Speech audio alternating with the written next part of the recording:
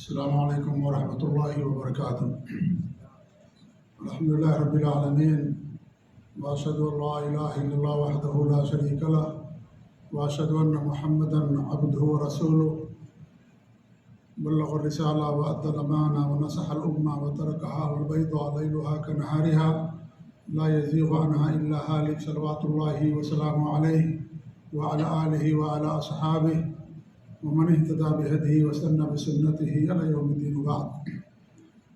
معزز مکرم سامعین و ناظرین، مسلسل آپ کے سامنے اللہ رب العالمین کی صفات کا تذکرہ، عقیدہ واسطیہ جو امام مجدد شیخ الاسلام ابن تیمیہ رحمۃ اللہ علیہ کی تالیف اور تصنیف ہے، اس کتاب کے حوالے سے قرآن آیات کی روشنی میں اللہ تعالیٰ کی صفات کا تذکرہ آپ کے سامنے کیا جا رہا ہے۔ اس سے پہلے اللہ رب العالمین کے لیے دو ہاتھوں کا تذکرہ کیا گیا تھا کہ اللہ تعالیٰ کی دو ہاتھ ہیں جو اس کے شایان شان ہیں اور وہ حقیقی ہیں، کیونکہ قرآن میں اللہ رب العالمین نے اپنے لیے دو ہاتھ کا ذکر کیا ہے۔ چہرے کا ذکر ہوا کہ اللہ رب العالمین کے لیے چہرہ ہے آیات اور احادیث کے حوالے سے۔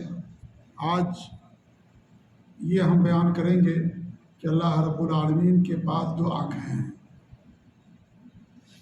اور یہ بات ہم بار بار بیان کرتے ہیں کہ اللہ رب العالمین کی جو آنکھیں ہیں یا اللہ تعالیٰ کا جو چہرہ ہے یا اللہ تعالیٰ کے پاس دو ہاتھ ہیں، ان کی کوئی کیفیت نہیں بیان کی جائے گی۔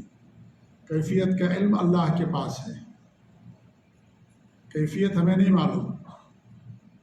جیسا کہ حضرت امام مالک رحمۃ اللہ علیہ سے جب کسی نے سوال کیا کہ اللہ تعالیٰ عرش پر کیسے مستوی ہے، تو ناراض ہو گئے اور ان کے چہرے پر یعنی پسینہ آ گیا۔ سخت سردی کا زمانہ تھا، مسجد نبوی کے اندر درس دے رہے تھے اور کسی نے آ کر کے درس کے دوران سوال کر لیا کہ اللہ تعالیٰ عرش پر کیسے مستوی ہے۔ حضرت امام مالک رحمۃ اللہ نے سر جھکا لیا، کافی دیر تک سر جھکائے رکھے، اور ان کے تلامذہ نے اور اس واقعے کی روات نے بیان کیا ہے کہ سخت سردی کا زمانہ تھا لیکن ان کے چہرے پر پسینہ آ گیا، شرابور ہو گئے یہ سوال سن کر کے۔ پہلی بار کسی نے سوال کیا تھا، نہ صحابہ نے کبھی پوچھا، نہ تابعین میں سے کسی نے پوچھا کہ اللہ تعالیٰ عرش پر کیسے مستوی ہے، کیونکہ جب اللہ تعالیٰ کی ذات کی کیفیت کا علم نہیں ہے کسی کے پاس، تو اللہ تعالیٰ کی صفات کی کیفیت کا بھی علم کسی کے پاس نہیں۔ اس کے بعد انہوں نے سر اٹھایا اور کہا الاستواء معلوم، استوا معلوم ہے، اس کا مطلب کیا ہے؟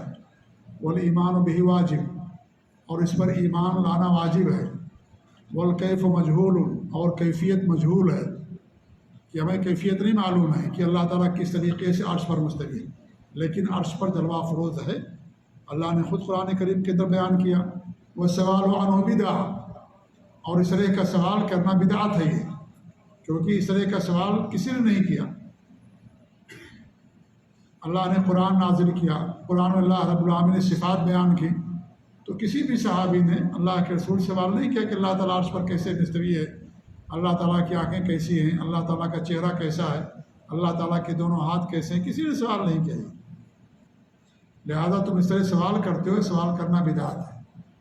پھر آپ نے حکم دیا اپنے تلامذہ کو، اور اس کو مسجد سے نکال دیا گیا جس نے سوال کیا تھا۔ تو اس سے معلوم ہوتا ہے کہ کیفیت ہمیں نہیں معلوم۔ یہ میں بار بار اس لیے دہراتا ہوں کہ تاکہ کوئی ہمارے اوپر الزام نہ لگائے کہ آپ لوگ اللہ کے لیے جسم کا، اللہ کے لیے تشبیہ کا، ان تمام چیزوں کا عقیدہ رکھتے ہیں، ایسی باتیں بیان کرتے ہیں۔ بھئی یہ ساری باتیں اللہ نے قرآن میں بیان کی ہیں، نبی نے حدیثوں کے اندر بیان کیا ہے۔ لہذا اگر اس طرح کی صفات کے ثابت کرنے سے یہ لازم آتا ہے کہ اللہ کے لیے جسم ہے یا اعتراض ہوتا ہے، تو سب سے پہلا اعتراض صحابہ کرام پر ہوتا ہے، کیونکہ صحابہ کرام کا عقیدہ یہی تھا، انبیاء کا عقیدہ یہی تھا، تابعین سلف صالحین کا عقیدہ یہی تھا۔ لہذا اس طرح کا کوئی اعتراض وارد نہیں ہوتا ہے۔ جب اللہ تعالیٰ جیسی کوئی ذات نہیں ہے تو اللہ رب العالمین جیسی صفات کا حامل بھی کوئی نہیں۔ جب وہ ذات میں یکتا ہے تو اپنی صفات کے اندر بھی یکتا ہے۔ لہذا یہ ہمارے ذہن کے اندر اشکال نہیں آنا چاہیے کہ اللہ کے لیے اگر ہم دو آنکھ مانیں گے تو اللہ تعالیٰ کی آنکھیں کیسی ہیں، ہماری جیسی ہیں، نعوذ باللہ نہیں۔ دنیا میں بھی آپ دیکھیں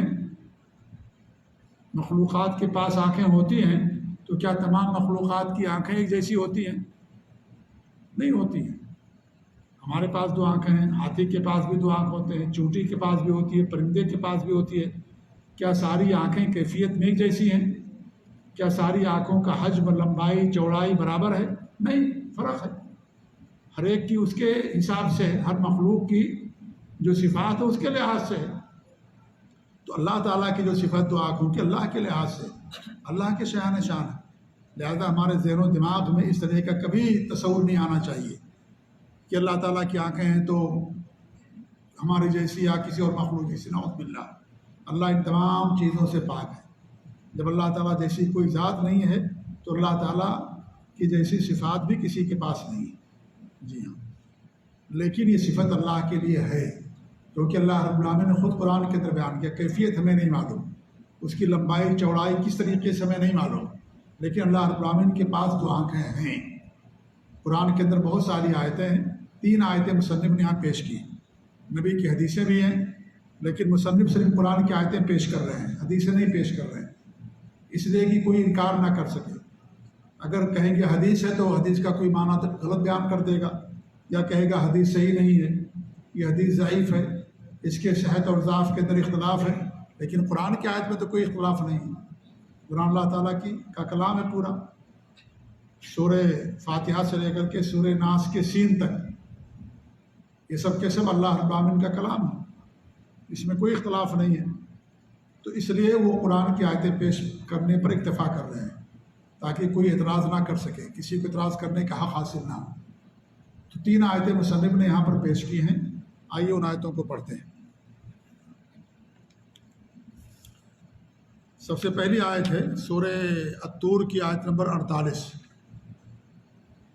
اللہ تعالیٰ کے ارشاد ہے وَاصْبِرْ لِحُکْمِ رَبِّكَ فَإِنَّكَ بِأَعْيُنِنَا، اپنے رب کے حکم کے لیے صبر کیجیے کیونکہ آپ ہماری نگاہوں کے سامنے ہیں، نظروں کے سامنے ہیں۔ بِأَعْيُنِنَا، عین کہتے ہیں آنکھ کو، اس کی جمع ہے اعین، اعین اس کی جمع پلورل ہے اعین۔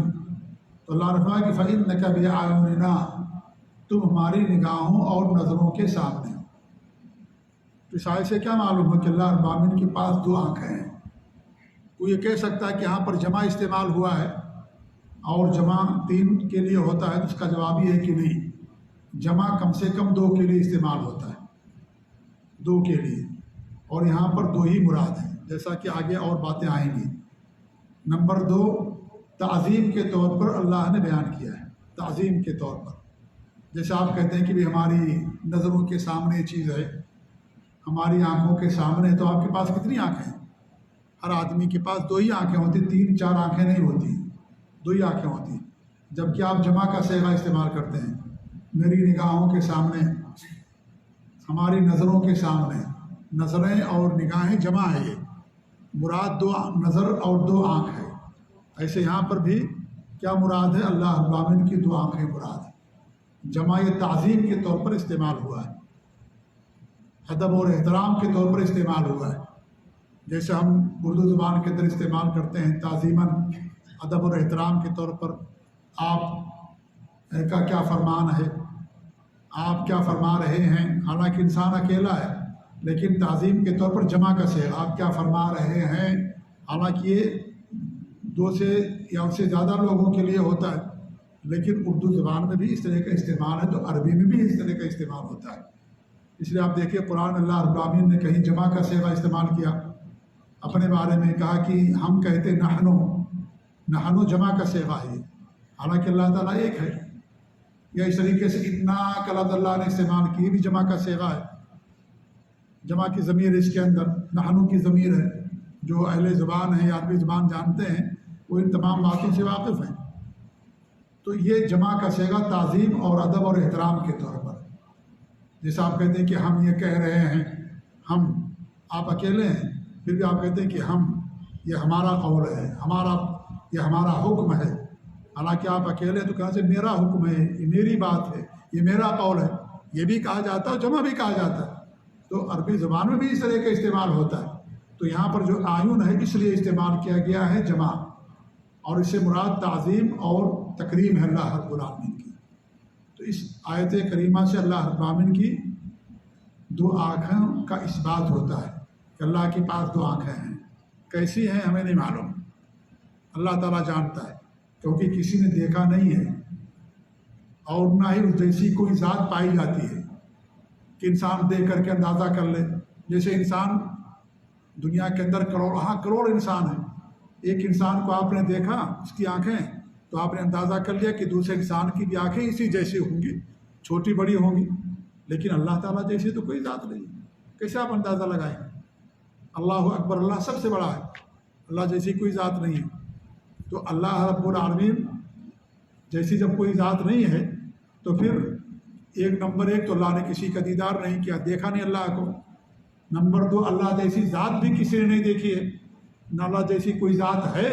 اگر یہ کوئی عقیدہ رکھتا ہے تو شرک اور کفر کا عقیدہ ہے. اللہ سب سے بڑا، اللہ سب سے بے نیاز ہے، سب اللہ کے محتاج، اللہ کسی کا محتاج نہیں. نمبر تین، نہ قرآن کے اندر کیفیت بیان کی گئی نہ حدیث کے اندر.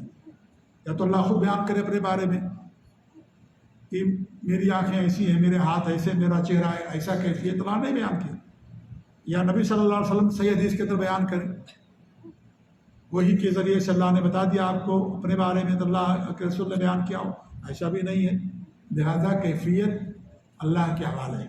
لیکن اللہ رب العالمین کے پاس دو آنکھیں ہیں، جیسے دو ہاتھ ہیں اللہ رب العالمین کے، اللہ کے چہرہ ہے، اللہ کی انگلیاں آئیں گی، ساری تمام چیزوں کا ذکر ہوگا انشاءاللہ دھیرے دھیرے. لیکن کیفیت تمام چیزوں میں، تمام صفات میں اللہ کے حوالے. تو یہاں بھی کیفیت اللہ کے حوالے کہ اللہ کی آنکھیں کیسی، اللہ رب العالمین بہتر جانتا ہے. تو اللہ فرماتا ہے کہ اپنے رب کے حکم کے لیے صبر کیجیے. اللہ نے صبر کرنے کی تعلیم دی کہ آپ صبر کیجیے. جو لوگ آپ کو ستاتے ہیں یا اللہ کے بارے میں بدعقیدگی کا شکار ہیں، آپ ان تمام چیزوں پر صبر کیجیے، کیونکہ صبر بہت عظیم خصلت ہے، بہت عظیم صفت ہے یہ. اور جتنی بھی خوبیاں ہیں، جتنی بھی اچھی خصلتیں ہیں، جتنے بھی اچھے اخلاق ہیں، ان سب کا گزر صبر ہی سے ہوتا ہے. ان سب کا راستہ یہیں سے گزرتا ہے. کہاں سے؟ صبر سے. جی ہاں، صبر ہی سے گزرتا ہے. تمام اچھے اخلاق کا گزر جو ہے اسی صبر ہی سے ہوتا ہے. اور صبر تین طرح کا ہوتا ہے. ایک صبر یہ کہ اللہ تعالیٰ کی اطاعت پر انسان صبر کرے، قائم رہے، ڈٹا رہے اللہ کی اطاعت پر. اور دوسرا صبر یہ کہ اللہ تعالیٰ کی معصیت سے انسان رکا رہے، دوری اختیار کرے، یہ بھی صبر ہے. تیسرا صبر یہ ہے کہ جو ہماری زندگی میں جو مصیبتیں آتی ہیں، جو پریشانیاں آتی ہیں، اس پر انسان صبر کرے، لوگوں سے جا کر کے شکوہ نہ کرے. اگر شکوہ کرنا تو اللہ تعالیٰ سے کرے، اسی کو صبر کہا جاتا ہے.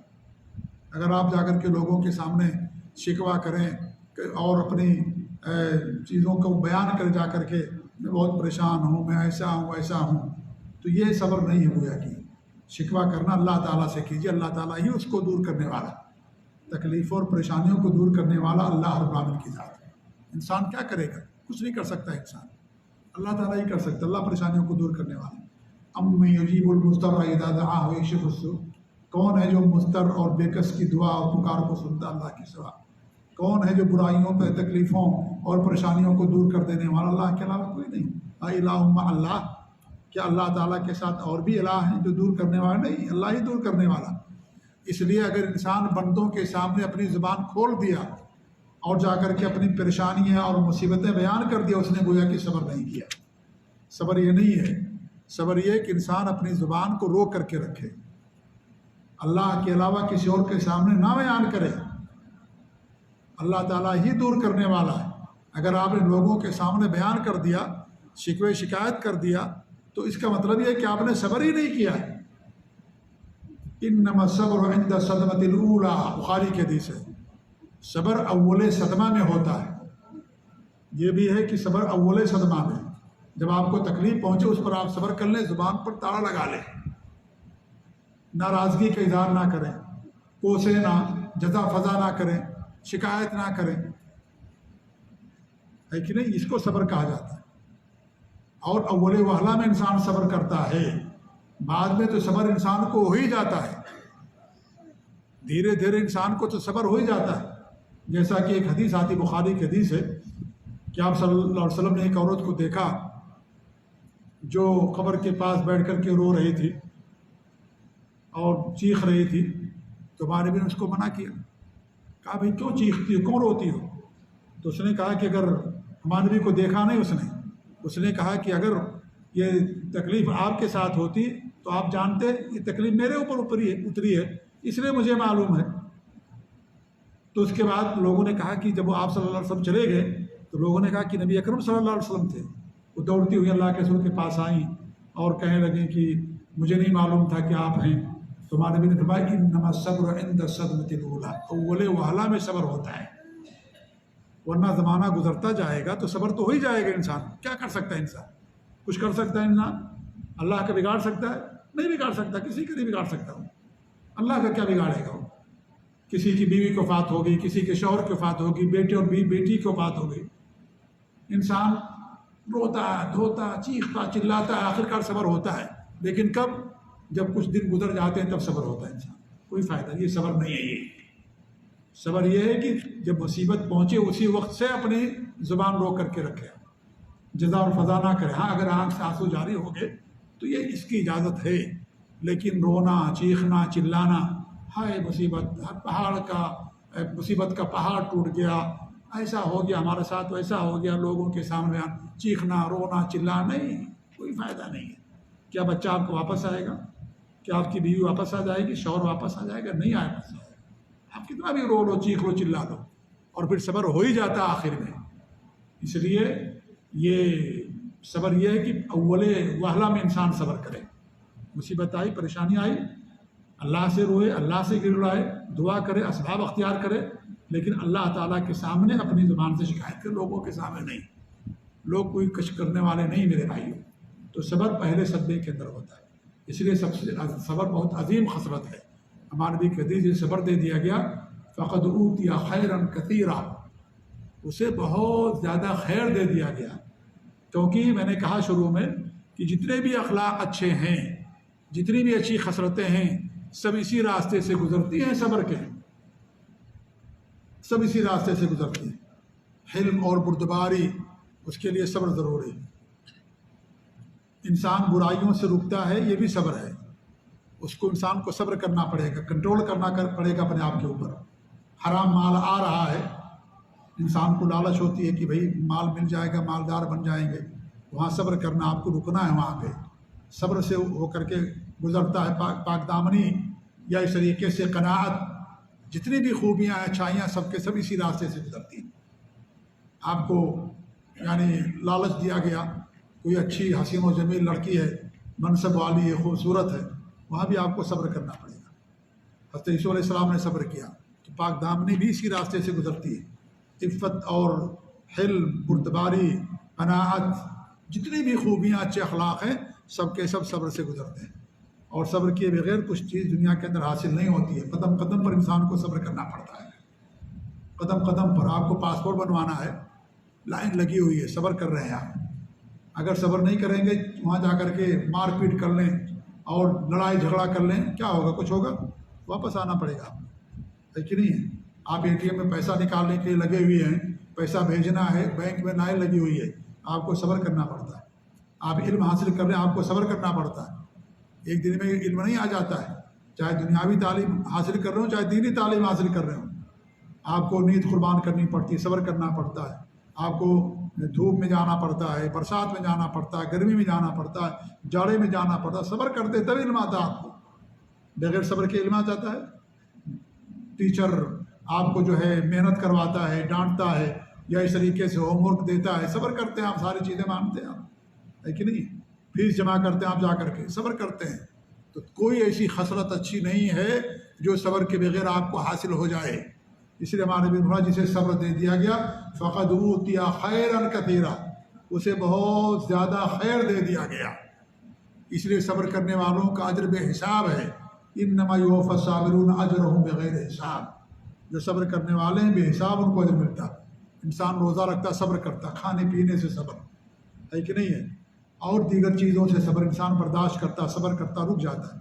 اس لیے روزے کا ثواب اللہ کے یہاں بے حساب ہے، کیونکہ انسان روزے میں سب سے زیادہ صبر کرتا ہے، کھانے پینے سے رکتا ہے، بیوی سے رکتا ہے، زبان رو کر کے رکھتا ہے، سب کچھ موجود ہے، اکیلے ہے، خلوت میں، تنہائی میں، کھانا پینا سب کچھ موجود، لیکن نہیں کھاتا پیتا ہے، صبر کرتا ہے کہ ہم بعد میں کھائیں گے، جب وقت ہوگا تب کھائیں گے، یہ صبر کرتا ہے انسان۔ انسان نماز پڑھتا ہے، کیا صبر نہیں کرتا؟ نماز میں صبر کرتا ہے۔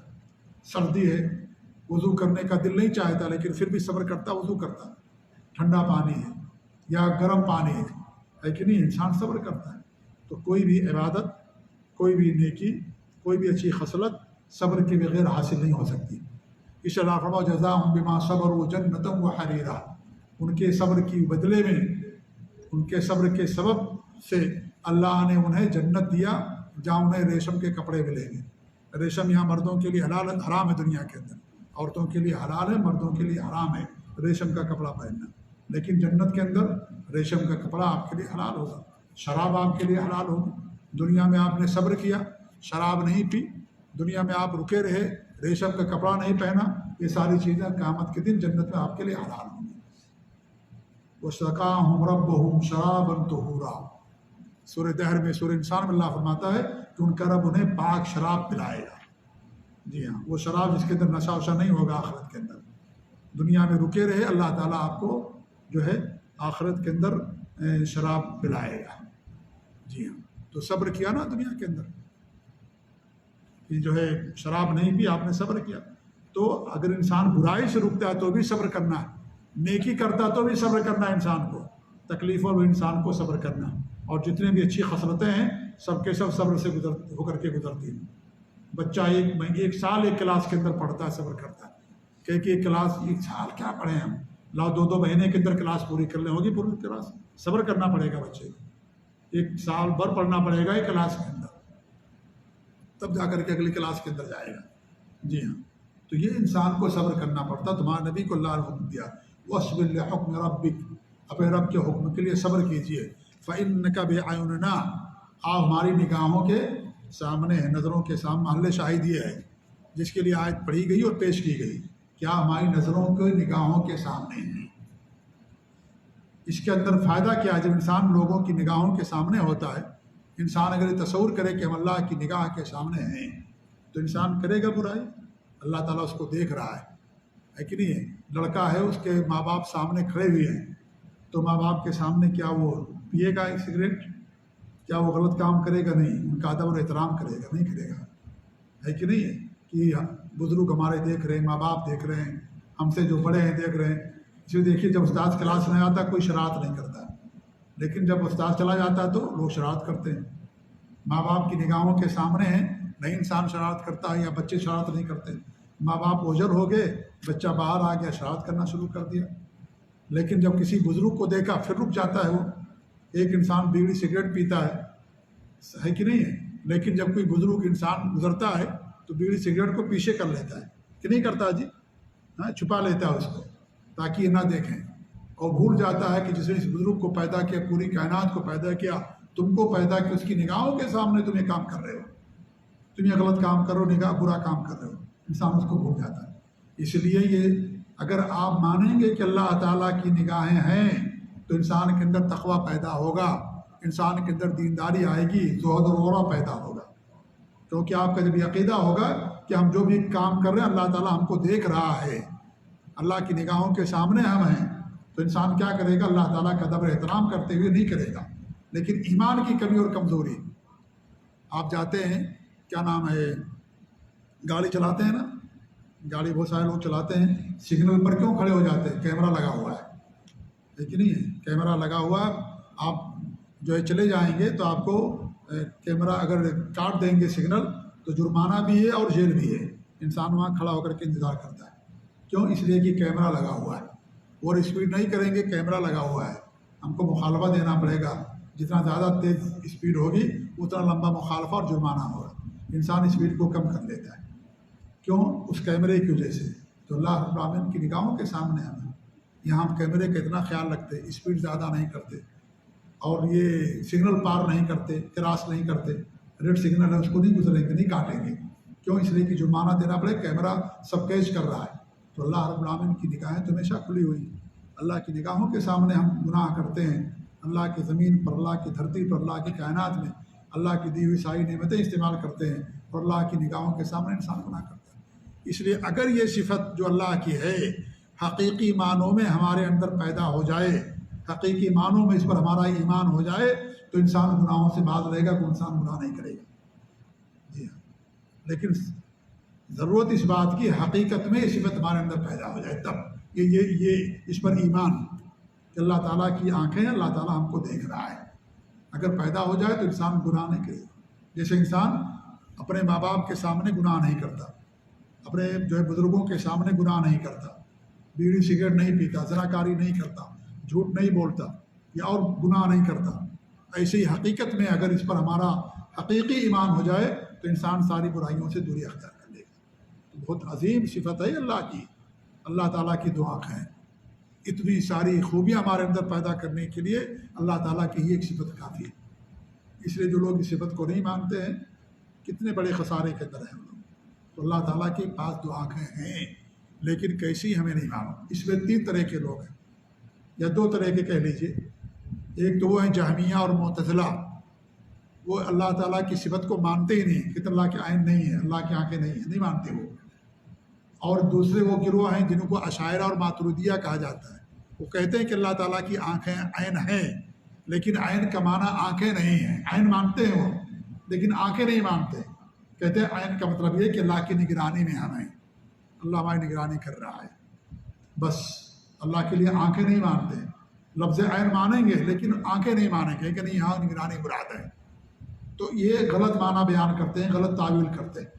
اللہ کی آنکھیں باقاعدہ، اللہ انہیں آنکھوں سے نگرانی کرتا ہے، اللہ انہیں آنکھوں سے نگرانی کرتا ہے۔ اگر آپ اندھے ہوں تو آپ کا بیٹا آپ کے سامنے سگریٹ پی رہا تو آپ کو چلے گا؟ سگریٹ کی بدبو تو خیر آ جائے گی، انسان کو احساس ہو سکتا ہے، لیکن اور اگر کوئی گناہ کا کام کر رہا ہے تو آپ کو اندازہ ہوگا۔ ایک آدمی اندھا ہے اور نہیں اس کو اندازہ ہوگا، نہیں اس کو معلوم پڑے گا کہ ہمارا بیٹا یا ہمارے سامنے والا آدمی کیا کر رہا ہے۔ درس ہو رہا ہے اور مان لیجیے جو درس دے رہے ہیں وہ اندھے ہیں، لوگ سو رہے ہیں، لیٹے ہوئے ہیں، اس کو پتہ چلے گا؟ جی پتہ چلے گا؟ نہیں پتہ چلے گا اس کو، وہ بیچارہ آنکھ سے معذور ہے، نہیں دیکھ پا رہا ہو۔ تو نگرانی تو ہو ہی جاتی ہے، آنکھ کے بعد نگرانی ہوتی ہے۔ اس لیے اللہ رب العالمین کے پاس 2 آنکھیں ہیں، خود اللہ رب العالمین نے قرآن کریم میں بیان کیا۔ یہ پہلی آیت پیش کی ہے انہوں نے، مصنف نے، فَإِنَّكَ بِأَعْيُنِنَا، تمہاری نگاہوں کے سامنے۔ اس کے بعد دوسری جو آیت ہے وہ سورہ قمر کی آیت نمبر 13 اور 14، اللہ فرماتا ہے وَحَمَلْنَاهُ عَلَىٰ ذَاتِ أَلْوَاحٍ وَدُسُرٍ تَجْرِي بِأَعْيُنِنَا جَزَاءً لِمَنْ كَانَ كُفِرَ، سورہ القمر آیت نمبر 13 اور 14۔ اور ہم نے ان کو تختوں اور کیلوں والی کشتی پر بٹھا لیا۔ کن کو؟ ہنستے جی، کس کو بٹھایا؟ ہاں تیز بولیے بھائی۔ نوح علیہ السلام اور جو ایمان لے آئے ان کے اوپر، بہت کم لوگ ایمان لائے تھے۔ حضرت عبداللہ بن عباس فرماتے ہیں 80-84 لوگ ایمان قبول کیے تھے۔ کتنے سال تک انہوں نے توحید کا درس دیا تھا جی؟ 950 سال، 950 سال تک توحید کا درس دیا۔ کتنے لوگ ایمان لائے؟ 84-80 لوگ۔ جی ہاں، توحید کا درس دیا، شرک سے لوگوں کو جایا 950 سال تک۔ ابھی ہمیں آئے ہوئے 22 سال ہوا دعویٰ سینٹر میں۔ دعویٰ سینٹر کا وجود کب سے ہوا ہے؟ چند سالوں سے۔ ہمیشہ توحید کا درس دیتے ہیں ہم، ہمیشہ شرک سے لوگوں کو روکتے ہیں۔ 950 سال تک دیا تھا انہوں نے، حضرت نوح علیہ السلام نے 950 سال۔ کتنے لوگ ایمان لائے؟ 84 لوگ یا 80 لوگ، 80-84 لوگ۔ جی ہاں، تو زیادہ لوگ کون تھے؟ گمراہ تھے، کم لوگ ایمان لائے، صحیح عقیدہ قبول کیا لوگوں نے، کم لوگوں نے، اکثر لوگ گمراہ تھے۔ 950 سال تک درس دیا انہوں نے، اور ہر نبی نے توحید ہی کا درس دیا ہے، ان لوگوں کو شرک سے روکا، کیونکہ یہی بنیاد ہے میرے بھائی۔ اگر یہی نہیں رہے گا تو کچھ فائدہ نہیں ہے۔ روزہ، نماز، زکوٰۃ، حج، قربانی کا کوئی فائدہ نہیں ہے۔ اگر آپ کے پاس توحید خالص نہیں ہے، شرک سے نہیں بچ پاتے آپ، کوئی فائدہ نہیں ہے۔ آپ کتنے تہجد گزار ہوں، آپ کی پیشانی پر سجدے کے نشانات ہوں، کچھ بھی ہوں، کیا خوارج کے پاس نشانات نہیں تھے؟ وہ تو ہم سے زیادہ قرآن پڑھتے تھے خوارج، صحابہ سے زیادہ پڑھتے تھے خوارج۔ ہمارے بھی نے کیا فرمایا صحابہ کو؟ ان کے سامنے اپنے قرآن پڑھنے کو حقیر جانو گے، ان کی باتوں کے سامنے اپنی باتوں کو حقیر جانو گے، لیکن دین سے ایسے نکل جائیں گے جیسے تیر شکار سے نکل جاتا ہے۔ معیار کثرت عبادت نہیں ہے، معیار یہ کہ عبادت نبی اور رسول کی کی سنت کے مطابق ہو، اخلاص کے ساتھ، اس کے اندر شرک کی آمیزش نہ ہو. یہ معیار ہے. کثرت معیار نہیں ہے کہ آپ بہت زیادہ عبادت کر رہے ہیں. معیار یہ ہے کہ وہ عبادت صحیح ہونی چاہیے، اخلاص ہو، نبی کی سنت و طریقے کے مطابق ہو، اس میں شرک وغیرہ نہ ہو، بدعات وغیرہ نہ ہو. یہ معیار ہے. لیبلوکم ایکم احسن عملا. اللہ نے موت و زندگی پیدا کی تاکہ آزمائے تم میں اچھے عمل کرنے والا کون ہے. اچھا عمل وہ ہوتا جو اخلاص کے ساتھ کیا جاتا ہے اور نبی کی سنت کے مطابق ہوتا ہے، جس میں شرک نہیں ہوتا. اگر شرک ہے تو اچھا عمل نہیں ہو، سب سے برا عمل ہو گیا. وہ اس سے برا عمل ہے نہیں دنیا کے اندر. اگر شرک آ گیا انسان کے اندر تو سب سے برا عمل وہی ہے. سب سے بری چیز، سب سے شر، سب سے بڑا جو ہے نقصان دہ چیز اگر کوئی ہے تو وہ شرک ہی ہے، اللہ تعالیٰ کے ساتھ شرک کرنا. اس لیے ضروری ہے توحید میرے بھائی، توحید خالص ضروری ہے. یہ تبھی انسان کو نجات ملے گی. اگر انسان توحید پر ہوگا، شرک سے اپنے آپ کو دور رکھے گا. جی ہاں. تو 950 سال تک انہوں نے درس دیا، توحید کی دعوت دی، اور ہر نبی نے ہی دعوت دی ہے. ہر نبی نے 1,24,000 انبیاء رسول دنیا کے اندر آئے. ہمارے نبی کی پوری زندگی اسی پر گزری. 23 سالہ دور جو اللہ نے آپ کو نبوت کا عطا فرمایا اسی پر گزری، توحید کا درس دینے میں، شرک سے ڈرانے میں، اور دیگر چیزوں کے درس دینے میں. جی ہاں. تو اس لیے سب سے بنیاد ہے یہ توحید. آج مسلمانوں کی اس کی ضرورت ہے. کتنے مسلمان ہیں کلمہ پڑھتے ہیں لیکن شرک کرتے ہیں، کفر کرتے ہیں، بدعات اور خرافات کے اندر ملوث ہیں. جی ہاں. لا الہ الا اللہ کا مطلب یہ ہے جس میں شرک کی آمیزش نہ، اللہ کے علاوہ کوئی معبود برحق نہیں. محمد رسول اللہ، اللہ کی اتباع کی جائے گی، تب پیروی کی جائے گی، اللہ کی اتباع کی جائے گی نبی کے طریقے پر، یعنی جس کی طرف بدعت نہیں ہوگی. یہ کلمے کے دونوں چیز ہمیں ایک شرک سے منع کرتا ہے اور ایک بدعت اور خرافات سے منع کرتا ہے. اللہ کو رب مانا، معبود مانا، صرف اللہ کی عبادت، ساری باتیں خالص اللہ کے لیے. نبی کو محمد صلی اللہ علیہ وسلم نبی تسلیم کیا، انہی کے طریقہ چلے گا، کوئی اور طریقہ نہیں چلے گا. نماز نبی کے طریقے پر، روزہ نبی کے طریقے پر، حج نبی کے طریقے پر، تمام عبادات جو کریں گے نبی کے طریقے پر. ورنہ کیا مطلب ہے محمد کو رسول ماننے کا صلی اللہ علیہ وسلم؟ جب رسول مانا تو ان کے طریقے کو بھی اپناؤ. دوسرا طریقہ اپناؤ گے اللہ تعالیٰ اسے قبول نہیں کرے گا. اس لیے ہر عمل کی قبولیت کا دار و مدار دو ہے: اخلاص، شرک نہ ہو، نبی کا طریقہ ہو. نبی کے طریقے سے ہٹ کر کے عمل کریں گے، آپ کتنے ہی مخلص کیوں نہ ہوں، دنیا آپ کو کتنا بڑا مخلص سمجھے، لیکن نبی کا طریقہ نہیں ہے، اللہ تعالیٰ اس عبادت کو کچھ بھی نہیں سمجھے گا. ذرات کی شکل میں ہوا میں اڑا دے گا، کوئی فائدہ اس کا نہیں. دو بنیاد ہے عمل کی قبولیت کے لیے: اخلاص اور نبی کی سنت اور طریقے کے مطابق ہونا. تو یہ نوح علیہ السلام کا ذکر ہو رہا ہے. آپ اللہ فرماتا ہے کہ ہم نے ان کو اور جو ان پر ایمان لائے، کیا نام ہے، کشتی پر سوار کر لیا. کہا کشتی پر بیٹھ جاؤ، اور وہ کشتی جودی پہاڑی پر جا کر کے رکی، اور اس طریقے سے اللہ نے ان تمام لوگوں کو جو شرک کرنے والے تھے سب کو ہلاک و برباد کر دیا. وہی لوگ بچے جو مومن تھے. اور ایک بار پھر دنیا سے شرک کا خاتمہ ہو گیا. پھر بعد میں شرک پیدا ہوا تو اللہ نبیوں کو بھیجتا رہا. تجری بِأَعْيُنِنَا، یہ کشتی ہماری نگاہوں کے سامنے چل رہی تھی. بِأَعْيُنِنَا، ہماری نگاہوں کے سامنے. جزاء لمن کان کفر، جن لوگوں نے انکار کیا یا جس کا کفر کیا گیا اس کی سزا تھی. کس کی سزا تھی؟ جس کا کفر کیا گیا اس کی سزا تھی. جزا کے طور پر اللہ رب العالمین نے ایسا کیا.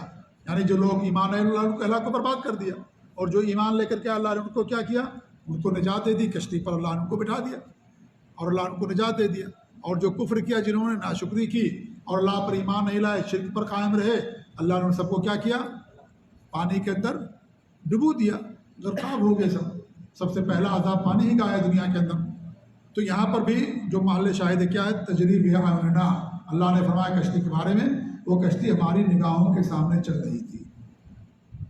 تیسری آیت جو انہوں نے پیش کی ہے وہ یہ ہے سورہ طٰہٰ کی آیت نمبر 49: وَأَلْقَيْتُ عَلَيْكَ مَحَبَّةً مِّنِّي، ہم نے آپ کے اوپر اپنی محبت ڈال دی.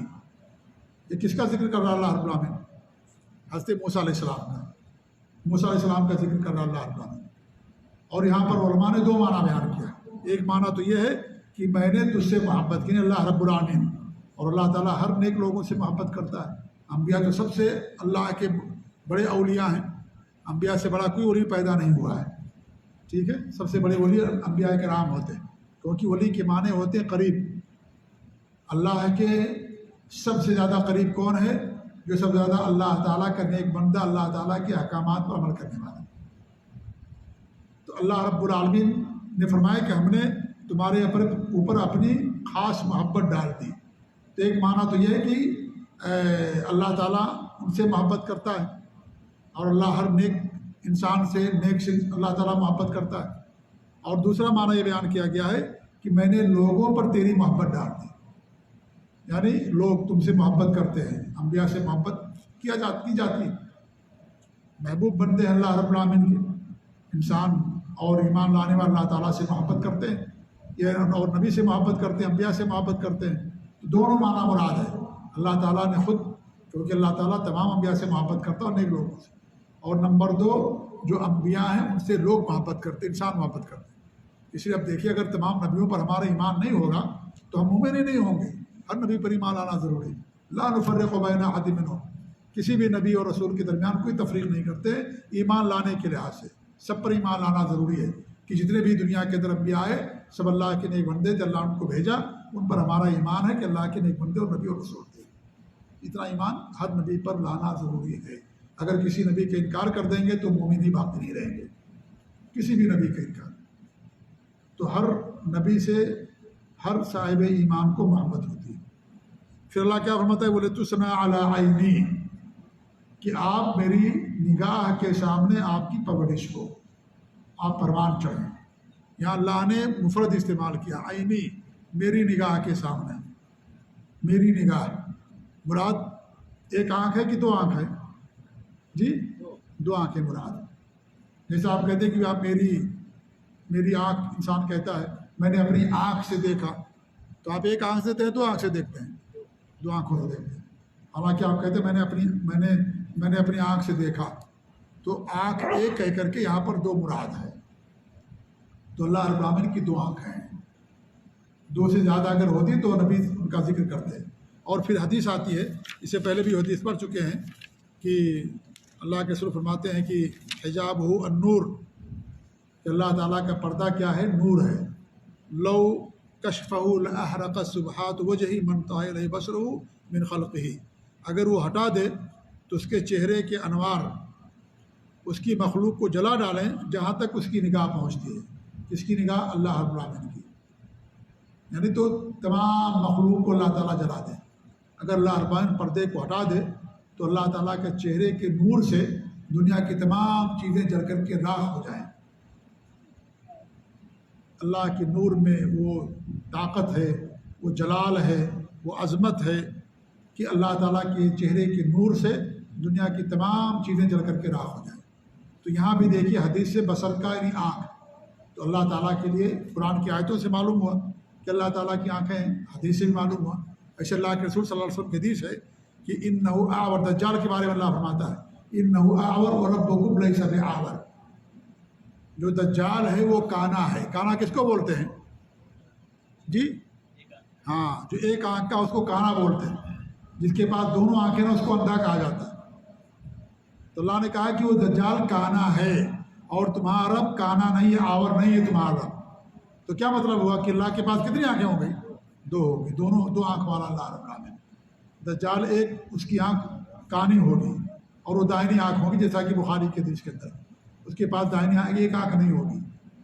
تو دجال کے بارے میں اللہ فرماتا ہے کہ وہ آور ہے، وہ بھی بہت بڑی آزمائش ہوگی۔ دجال کتنے لوگ اس پر ایمان لے آئیں گے؟ حالانکہ لوگ بھول جائیں گے کہ اس کے اندر اتنا بڑا نقص ہے کہ اس کے پاس ایک آنکھ ہی نہیں ہے، وہ لوگوں کو پیدا کر رہا ہے، لوگوں کو مار رہا ہے، اور اس کی جو ایک کمی ہے آنکھ کی اس کو دور نہیں کر پا رہا ہے وہ۔ جی ہاں، لیکن یہ کون سمجھے گا؟ جو اہل ایمان ہوں گے کہ اللہ نے اس کو آزمائش کے لیے بھیجا، اللہ نے اس کو اتنی طاقت دی ہے، اللہ نے دی ہے، اس کے پاس وہ تو بہت کمزور ہے، اپنی آنکھ کو بھی درست نہیں کر پا رہا، وہ اتنا کمزور ہے، وہ ہے کہ نہیں ہے؟ اس کے پاؤں کے اندر ٹیڑھا پن ہوگا، پاؤں کے اندر ٹیڑھا پن ہوگا، اس کو درست نہیں کر پائے گا وہ۔ جی، کتنی خامیاں اس کے اندر ہوں گی لیکن اس کو درست نہیں کر پائے گا، اتنا مجبور لاچار ہوگا۔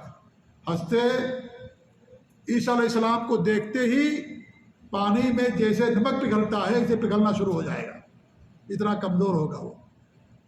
دجال دیکھے گا حضرت عیسیٰ علیہ السلام کو، دیکھ کر کے پگھلنا شروع ہو جائے گا، اتنا کمزور اور لاچار مجبور ہوگا؟ یہ کون جانے گا؟ جو پکے ایمان والے ہوں گے، جو موحدین ہوں گے، سچے موحدین، پکے ایمان والے، کہ دیکھو اتنا یہ کمزور بے ڈھنگا انسان، اس کے پاس آج بھی نہیں ہے، ہاتھ ٹیڑھے میڑھے، پاؤں ٹیڑھا میڑھا، اور جو ہے یہ پیدا کرتا ہے، لوگوں کو مارتا جلاتا ہے، وہ پہلے اپنی کمی کو دور کر لے وہ۔ اس لیے اس کو دیکھتے ہی جو اہل ایمان ہوں گے ان کا ایمان اور تازہ ہو جائے گا، کہ ہاں مجھے معلوم ہے تو دجال ہے، یہ سب جو ہے شعبدہ بازی ہے، بس کیا ہے؟ شعبدہ بازی ہے تمہاری۔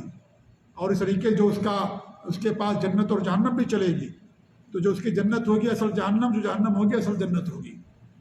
جو جہنم میں جائے گا گویا کہ وہ جنت کے اندر چلا گیا، اور جنت کے اندر جائے گا گویا کہ آگ کے اندر چلا گیا۔ تو اللہ تعالیٰ اسے طاقت دے گا آزمانے کے لیے۔ اللہ آزماتا ہے، سب کی آزمائش ہوتی ہے، انفرادی طور پر بھی آزمائش ہوتی ہے، کبھی نوکری نہیں رہتی ہے، کبھی پیسہ نہیں رہتا، کبھی کچھ نہیں رہتا، کبھی اور کوئی پریشانی ہوتی، کبھی کسی کی موت ہو جاتی، اللہ تعالیٰ آزماتا ہے اہل ایمان کو، مومنوں کے لیے یہ جو ہے آزمائش، اور کفار و مشرکین کے لیے انتقام، اور وہ ہوتا ہے۔ ہم کیا بے صبرا ہو جاتے ہیں، خلاص ہے کہ نہیں ہے؟ 25 سال نوکری کی، اگر 1 سال نوکری نہیں ملی انسان پریشان ہو جاتا ہے۔ جی ہاں، 25 سال خوب اچھی تنخواہ اٹھایا، کچھ شکر ادا نہیں کیا اللہ تعالیٰ کا، چند مہینے نوکری نہیں ملی، انسان پریشان، ایک دم پریشان، بے قابو، بے صبرا ہو جاتا ہے۔ 25 سال تک 40,000، 10,000، 20,000، 25,000 ریال تنخواہ تھی، کچھ مسئلہ نہیں تھا، چند مہینے کی نوکری چلی گئی، انسان پریشان ہو جاتا ہے۔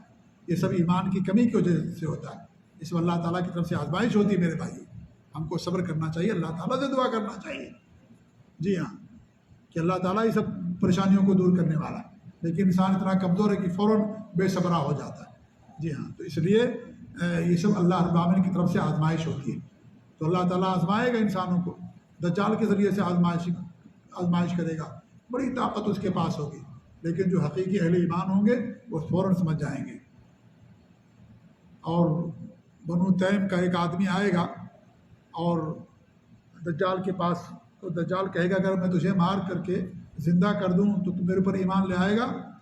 تو جب اس کو مار کر کے زندہ کر دے گا تو کہے گا وہ آدمی کہ اب اور زیادہ مجھے یقین ہو گیا کہ تو دجال ہے، کیونکہ ہمارے نبی کی حدیث ہے کہ وہ مارے گا اور جلائے گا، وہ اب مجھے اور یقین ہو گیا کہ تو دجال ہے، اور زیادہ اس پر یقین، اس کے دجال ہونے پر یقین ہو جائے گا۔ یہ مومن کی پہچان ہوتی ہے، جی ہاں، کہ نبی کی حدیثوں پر اس قدر ایمان ہوتا ہے کہ وہ کہے گا کہ اب تو اور زیادہ مجھے یقین ہو گیا۔ اور یہ کس کے خاندان سے ہوں گے؟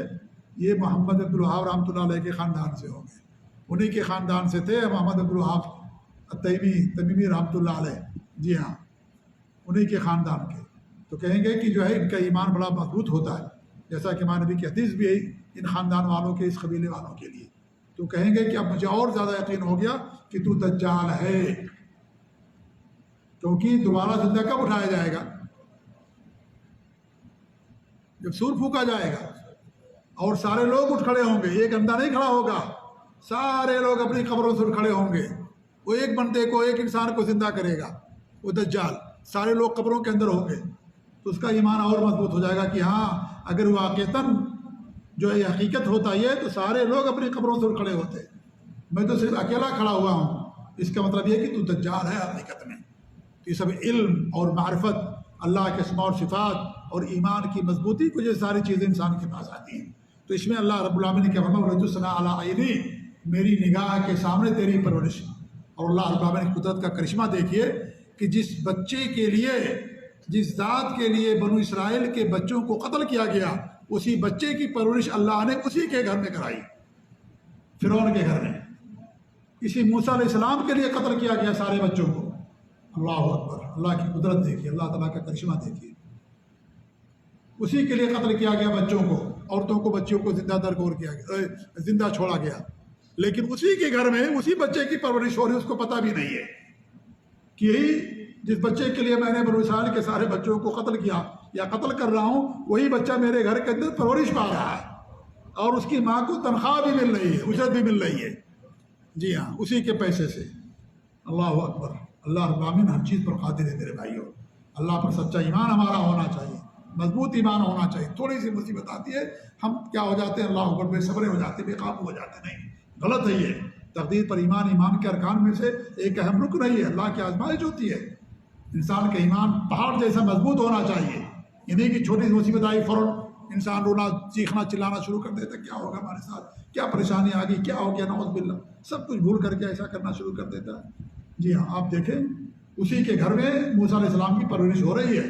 اس کو معلوم نہیں ہے کہ یہ بچہ ہمارے لیے کیا ہوگا، ہمارے ملک اور ہماری بادشاہ کے زوال کا سبب بنے گا یہ بچہ ایک دن ہمارے لیے، اور ہم سب اس کی وجہ سے اللہ کو برباد کر دیے جائیں گے. اس کو کچھ خبر نہیں ہے. جی ہاں، تو اللہ رب العالمین ہر چیز پر قادر ہے میرے بھائیوں. کبھی اللہ تعالیٰ کی قدرت سے مایوس نہیں ہونا چاہیے. اللہ پر مکمل توکل رکھیں، مکمل بھروسہ رکھیں. اللہ تعالیٰ حفاظ کرنے والا. اللہ کے رسول کے حدیث ہے، اگر پوری دنیا اکٹھا ہو جائے تمہیں ذرہ برابر نقصان پہنچانا چاہے تو اتنا ہی پہنچا سکے گی جتنا اللہ نے لکھ دیا ہے، اور اگر سب نفع پہنچانا چاہیں اس سے زیادہ نہیں پہنچا سکتے جتنا اللہ رب العالمین نے لکھ دیا ہے.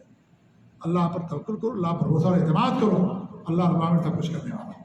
تو اللہ فرماتا ہے کہ لتسنى علی عینی، میری نگاہ کے سامنے تیری پرورش کی جائے. یہاں پر اللہ رب العالمین نے ایک عین کا ذکر کیا. عین کہتے ہیں ایک آنکھ کو، لیکن میں نے کہا کہ ایک آنکھ سے مراد دونوں آنکھ ہیں، کیونکہ اس کے اندر وہ بھی شامل، جن سے یہاں پر مراد. اور نمبر 2، جیسے ہم کہتے ہیں کہ میری آنکھ، میں نے اپنی آنکھ سے دیکھا، حالانکہ انسان دونوں آنکھوں سے دیکھتا ہے. تو یہاں بھی مراد یہی کہ اللہ رب العالمین کی دو آنکھیں ہیں، جیسا کہ حدیث کے اندر باقاعدہ واضح طور پر صراحت کے ساتھ بیان کیا گیا. تو آج جو ہم نے عقیدہ پڑھا اور سیکھا وہ یہ ہے کہ اللہ رب العالمین کے پاس دو آنکھیں حقیقی ہیں، اللہ کی شان ہے.